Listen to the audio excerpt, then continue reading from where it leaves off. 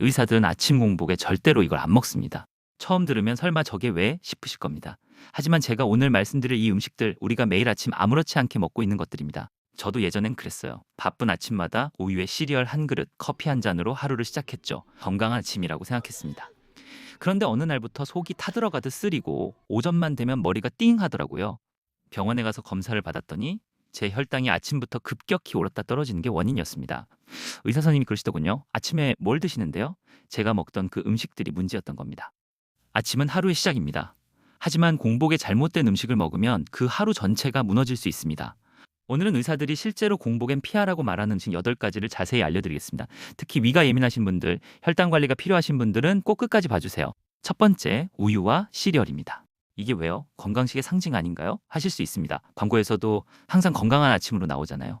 하지만 진실은 좀 다릅니다. 시중에 파는 시리얼 대부분이 정제당과 단순 탄수화물로 만들어져 있습니다. 여기에 우유의 유당까지 더해지면 어떻게 될까요? 혈당이 순식간에 치솟습니다. 문제는 여기서 끝이 아닙니다. 급격히 오른 혈당은 금방 떨어집니다. 그래서 아침 먹고 1시간도 안 돼서 배고프고 오전 내내 피곤하고 졸린 거예요. 이게 바로 혈당 롤러코스터 현상입니다. 좋은 대안이 뭘까요? 시리얼 대신 통곡물 귀리나 오트를 선택하세요. 그리고 일반 우유 대신 플레인 요거트에 견과류 한 줌을 곁들이면 완벽합니다. 천천히 소화되고 포만감이 오래 지속됩니다. 혈당도 안정적으로 유지되고요. 두 번째는 빵, 떡, 면, 과자 같은 정제 탄수화물입니다. 이것들의 공통점이 뭘까요? 바로 도정 과정에서 섬유질과 영양소는 거의 다 사라지고 남는 건 순수한 당질뿐이란 겁니다. 공복에 이런 음식을 먹으면 어떻게 될까요? 혈당이 폭발적으로 오릅니다. 그러면 우리 몸은 급하게 인슐린을 대량으로 분비합니다. 그 결과는 혈당이 다시 급격히 떨어지면서 피로감이 몰려오고 더 많은 당을 찾게 되는 악순환이 시작되는 겁니다. 특히 아침에 식빵이나 단팥빵으로 때우는 분들 많으실 텐데요. 이게 점심때 폭식으로 이어지는 주범이 될 수 있습니다. 그럼 어떻게 해야 할까요? 아침에 꼭 빵을 먹고 싶다면 통곡물 빵을 선택하시고 반드시 달걀이나 아보카도 같은 단백질과 건강한 지방을 함께 드세요. 단백질이 혈당 상승 속도를 천천히 늦춰줍니다. 이것만으로도 오전 컨디션이 확 달라집니다. 세 번째는 많은 분들이 깜짝 놀라실 커피입니다.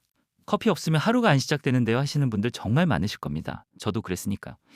하지만 공복에 커피를 마시는 건 위장에게는 상당히 가혹한 일입니다. 왜냐하면 카페인이 위산 분비를 강하게 자극하거든요. 아무것도 먹지 않은 빈 위에 산성 물질이 쏟아지면 어떻게 될까요? 위벽이 손상되고 속쓰림이 시작됩니다. 게다가 카페인은 교감신경을 자극해서 혈압과 혈당을 동시에 올립니다. 아침부터 몸을 긴장 상태로 만드는 거죠. 장기적으로는 위염, 역류성 식도염의 원인이 될 수 있습니다. 그럼 커피는 언제 마셔야 할까요? 최소한 식사 후 30분 뒤, 위가 어느 정도 안정됐을 때가 가장 안전합니다. 그리고 가능하면 우유나 두유를 조금 섞어서 마시면 위 자극을 줄일 수 있습니다. 네 번째는 의외일 수 있는데요. 누룽지, 미음, 죽 같은 유동식입니다. 이런 걸 왜요? 속 편한 음식 아닌가요? 맞습니다. 소화는 쉽습니다. 하지만 공복 상태에서는 오히려 문제가 될 수 있습니다. 이런 음식들은 대부분 탄수화물 비중이 너무 높습니다. 게다가 죽이나 미음처럼 곱게 갈린 형태는 소화 흡수가 너무 빨라요. 결국 혈당이 급격히 오르는 건 마찬가지입니다. 특히 아침을 걸은 다음 날 속이 안 좋아서 죽만 먹는 분들 계시죠? 그러면 오히려 혈당이 불안정해지고 점심때 폭식하게 되는 악순환이 반복됩니다. 어떻게 먹어야 할까요? 죽이나 미음을 드신다면 반드시 단백질 식품을 함께 드세요. 삶은 계란 1개, 두부 반모, 흰살 생선 조금이라도 좋습니다. 이렇게 하면 혈당 상승이 훨씬 완만해집니다. 다섯 번째, 인스턴트 오트밀입니다. 오트밀은 건강식 아닌가요? 네, 맞습니다. 하지만 여기서 중요한 게 어떤 오트밀이냐는 겁니다. 시중에 파는 오트밀 음료나 즉석 오트밀 제품들은 편의성을 위해 고도로 가공됩니다. 이 과정에서 섬유질이 거의 사라지고 설탕이나 첨가당이 많이 들어갑니다. 결국 흡수가 너무 빨라서 혈당을 급격히 올리는 또 다른 정제 탄수화물이 되어버리는 거죠. 특히 달달한 맛이 나는 오트밀 제품들은 더욱 조심해야 합니다. 건강한 척하지만 실제로는 시리얼과 별반 다르지 않은 경우가 많습니다. 진짜 건강한 오트밀은 통귀리를 직접 끓여 드시거나 최소한 스틸컷 오트 같은 거친 형태의 귀리를 선택하세요. 조리 시간이 좀 걸리지만 소화 속도가 느려서 포만감이 오래가고 혈당도 안정적입니다. 여기에 견과류와 베리류를 얹으면 완벽한 아침 식사가 됩니다. 여섯 번째는 많은 분들이 놀라실 고구마입니다.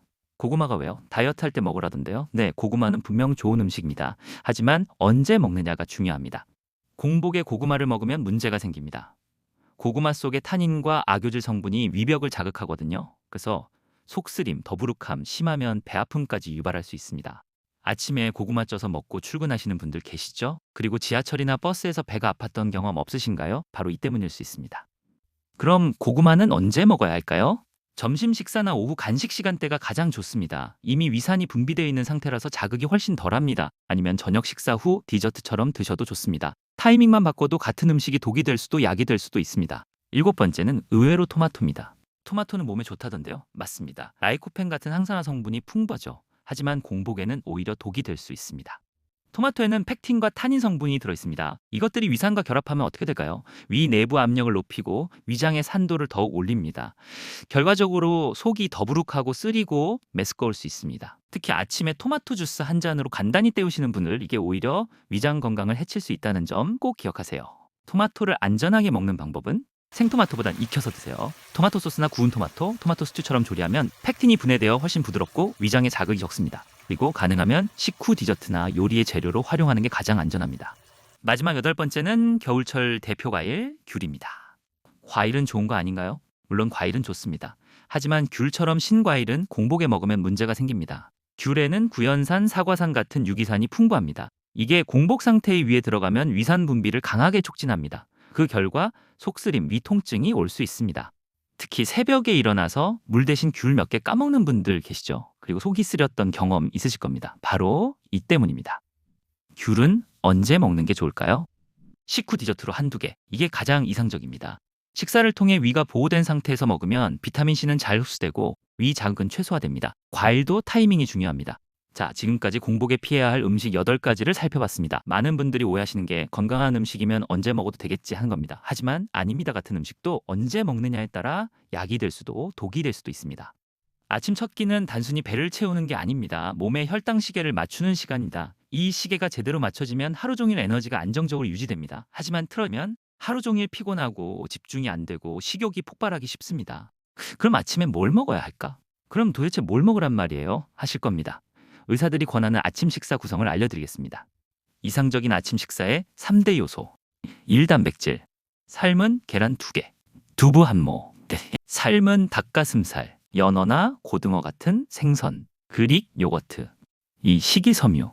사과 반쪽. 5위 당근 같은 생채소, 브로콜리, 시금치 같은 녹색 채소, 통곡물빵 한 조각. 3. 건강한 지방.